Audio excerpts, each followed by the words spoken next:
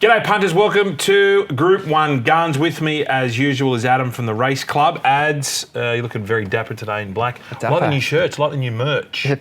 They're pretty new, they've been here all season. But this one's a fresh one out the box. It looks fresh. Where do you get them? Where can you get them from? Give it a plug. You one. Or you can get them at trc.com.au. Yeah, look good. Or just hit me up at TRC. Or just DM you? Yeah, just DM me. Just find me anywhere. None of those pictures, Triple T, that you've been sending to me, by the way. I don't like that. All right, let's get into it. We've got 5 to cover today, so we're going to rip through these. Coolmore, over 1,200 metres down there at beautiful Flemington. Set weights for the 3-year-olds. Look, can anything stop this blue juggernaut? Again, they have the fave in secret, $3.80. But our man, Mickey Price, has the second favourite in Jacquinot, but obviously, we'll need a little bit of luck from that barrier out wide in barrier 16. Ads, what do you think about the Coolmore 2022 edition? Well, yeah, I know In Secret's one of yours, and you've had some luck on that, but I am going with our man, Mick.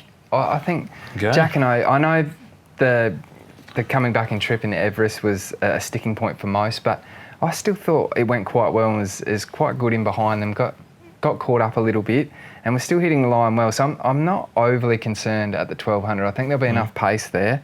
Probably the only thing is, so it's beat In Secret, and In Secret comes back and trip off the freshen, whereas he's coming into this out of the Everest. So it's the big stallion making race. So I reckon, I just think there's enough speed, and coming down the outer, if he can get a tag across, he's explosive. That was incredible when he won prior at 1,400. So I guess the sticking point is the 1,200 and on a relatively quick backup.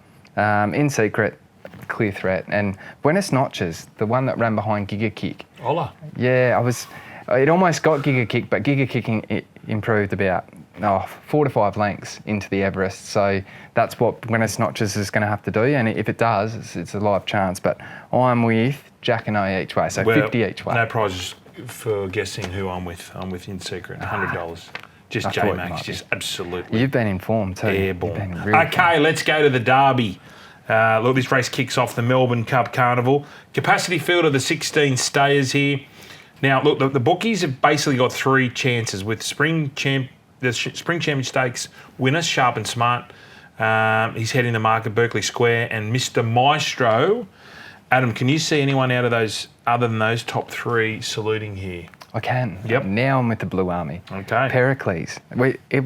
Hasn't done anything overly flash in 3 starts, but looked all over a Derby runner through those starts, and it's gone 14-14, then up to the 2,000 last start in the bars, and holding a spot outside the lead, and then Berkeley Square's got the better late. But I just thought from going 14 to 2,000 and now gets to the 2,500, it's going to be really dogged late. So I think there was tremendous merit at stepping up in that trip and did come through the inferior part of the track at the 14 before. So 2,500, I reckon it's great odds compared to Berkeley Square's the favourite.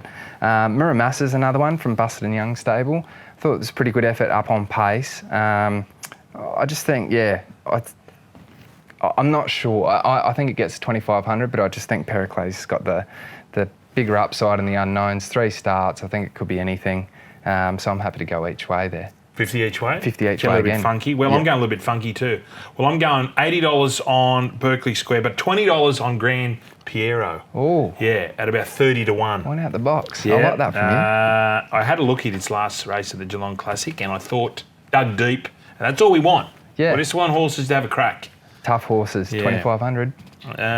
Let's do this. All right, let's go to the Empire Rose down there at Flemington, the 1,600 metres. Weight for age for the ladies. A little bit of a controversy yesterday with the botched draw. Oh, it's horrendous.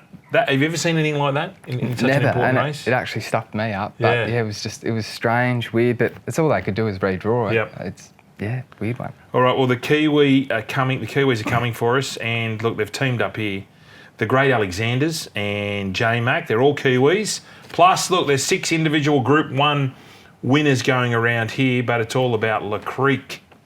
And I suppose if she repeats that form, winning the Arrowfield, it's hers to lose. You think? Yeah, I think so. And there's a good, not a good story actually, it's a bit of a saddening story with the Alexanders coming over, losing their son, Juki.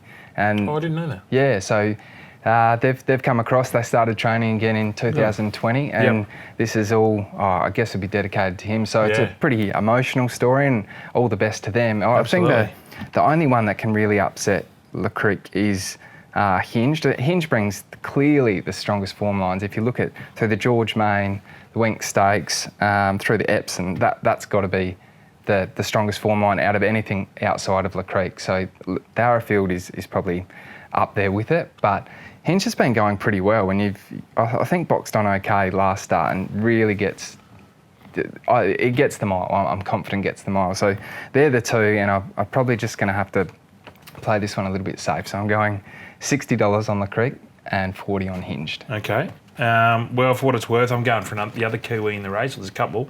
She's Lickety-Split.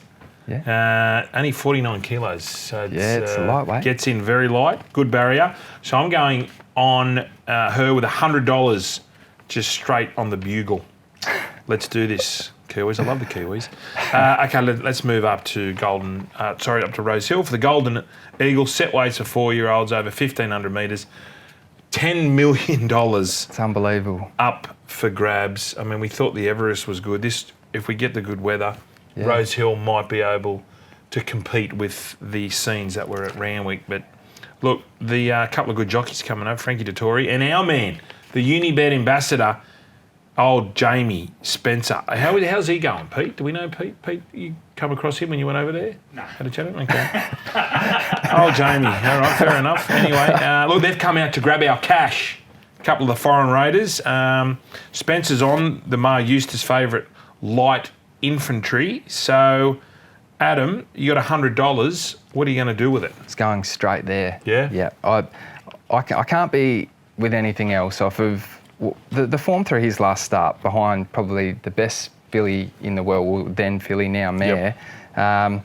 I just don't think there's anything else in the race that can go with. And since the barrier draw, it's only probably, enhanced the chances. And just the talk from the stable, it is hard to line up. I mean, when you have got an import coming across for one big sort of hit and run job and go back overseas. So it's hard to kind of line it up. But just the way that the stable talk of this horse and how excited they are about it, and they did liken the profile to Haitotsu, which we all know what Haitotsu did. Yeah. So I'm pretty confident that they're confident, and I really couldn't make a strong case for anything else in the race. I just nothing as strong as that if you look at those form lines. So if he brings that, it's all over. Okay. So 100 on there. I'm having 50 each way, Gypsy Goddess. Oh, yeah. actually. Well, I'm just thinking. This is my. Bear with me. I'm just thinking he hasn't been knocked around in the spring campaign. First up, 2 from 2 first up. Yeah. Big odds, 50 each way, GG. I quite like it. Do you like it? Yeah, I quite like that. Right. Yeah, it was as long as you like it. Well, it sparked my interest, but this sparked me a little bit more. Okay. Yeah. No. Well, you are going good on the punting league. We'll get to that shortly. The last of our previews, the Nature Strip Stakes, over 1,300 metres. Some of the best sprinters in the country here. Pick up, it was not like 10 million, but there's 3 million up for grabs after missing out on the riches of the Everest. A lot of the punters were keen on Lost and Running in the Everest before being scratched on the morning of the race. Can he get the job done here? Yeah, I reckon he can. Yep. I was pretty confident. Yeah, I was thinking he was winning or at least going close in the Everest. Live chance, and then you look at how the race panned out in the end. Lost and Running would have been all over that, I think, and Giga Kick would have. Yeah, I mean that was an exceptional win, but I think Lost and Running would have been right there with that runner. So I'm with Lost and Running. I think Marzu went okay in the Everest, finishing third. You've gone okay, but Giga Kick ran past it like it was stuck to the ground. So, and then Private Eye went pretty well, but maybe wants a little bit further. I just think Lost and Running sets up really well. We own a smart ones, probably one at odds that might do something, boxed on okay from the front. But Lost and Running for me, I'm just going $100 there. Okay. I'm going Private Eye, that horse you mentioned before. Turned into a sprinter, obviously, by the Pride Camp. And that was, I mean, other than Giga Kick, it wins that. Yeah, it was an unbelievable ride by Abdullah. So $100 for me on Private Eye. Let's keep going because we're on a roll. Let's go straight to the punting league. Oh, no good last week in the punting league, ads. Oh, yeah, not in the best bet. No, I think the Group 1s went okay. Group 1s were okay, but That doesn't get talked about. No, it's all about the It's all about the best bet. The best bet. So let's get yours, Ad. So I need your Coolmore. Oh. Let's just give your Coolmore pick and your best bet. So the Coolmore was... I just got to go back there, sorry. No, it's fine. This is what happens with live TV. For Coolmore, I was against the Blue Jackets. I'm with Mickey's horse, Jackano, down the outside to finish off. Yep. And then the best bet, I'm going back to my hometown, but I just got to find what race it was in. So it's not a good start for your best bet if you don't know what race it's in. Yeah, this isn't going well. Do you want to do it again? No, this is perfect. Yeah, this is real good. Where is it? Maybe it's in the last. Oh, no. Yeah, keep recording. I'll find it. Scratch me nuts. Live TV. I can't even, I've had a mental blank. I don't know the name of it. Nothing. Don't know the name, don't know anything about it. The trainer. Oh, that's why it's been scratched. Oh. Hell, lads. That's all right, I've got another one. The best bet, I'm sticking in Caulfield. I was going to go to my hometown, but my best bet unlaced was scratched. So I've gone to the Derby, and I really like PERICLES. I really like it. So I'm going to make that the best of the day for me. Okay. What's that odds? That's around $6, $7. Oh, that's good. Yeah. All right. Well, I'm going in secret for the Coolmore. My best bet, Rosehill Race 2, number 4, Waterford. Back to 1,500 metres and an easier grade here. So it's about $3 at the moment. Tommy Berry, 3 from 3. Good horse, really good And horse. the distance, 2 from 2. So we got through that. Thank you for joining us, and we will see you next week. Best of luck on Saturday or Sunday. And as we always say here, gamble responsibly. Ciao.